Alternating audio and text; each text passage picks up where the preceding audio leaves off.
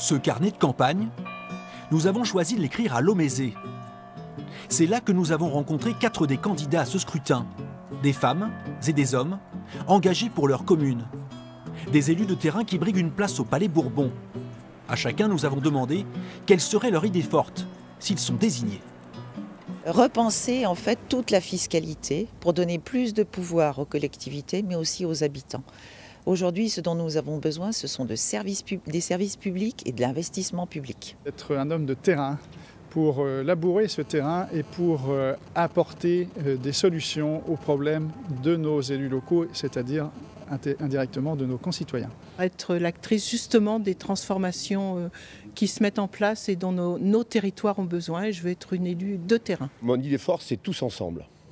Tous ensemble en partant de la base. Il ne faut plus attendre de technocrates qui nous sortent des choses. Il ne faut plus subir non plus des réformes qu'on voit, la suppression. Il faut anticiper. Au café du village, l'élection n'est pas vraiment au cœur des débats. Car dans cette commune de 838 habitants, on se sent parfois un peu oublié. Et ici, les sénateurs n'ont pas franchement l'image d'élus de terrain. C'est des élections qui sont relativement discrètes, je dirais, par rapport aux députés, quoi. Je suis assez sceptique vis-à-vis du monde politique en général, donc les sénateurs encore plus. Ils sont censés représenter la population, mais je ne sais pas s'ils le font correctement, surtout en ce moment. Être élu sénateur, c'est en théorie représenter les collectivités et ces élus qui les désignent. Un rôle normalement intimement lié au territoire. Mais alors pour nos 4 candidats, quelle serait la place réservée à la ruralité ?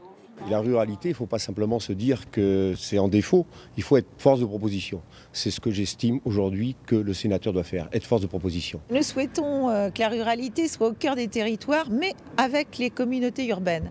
Notre conception, c'est une coopération entre territoires. Il faut vraiment trouver les remèdes nécessaires en matière de couverture numérique avant tout, mais aussi tous les services et toutes les choses qui doivent faire que les citoyens de la ruralité se sentent encore pleinement citoyens. Le rural souffre énormément, mais il faudra qu'il ait une part dans la reprise économique. C'est la volonté du président de la République, Emmanuel Macron. Qui succédera donc à Jean-Pierre Raffarin, l'ancien élu de la Vienne, dont l'ombre plane sur le scrutin, soutient Yves Boulou. Dimanche, 1185 grands électeurs sont appelés à voter en préfecture, dès 8h30 à Poitiers.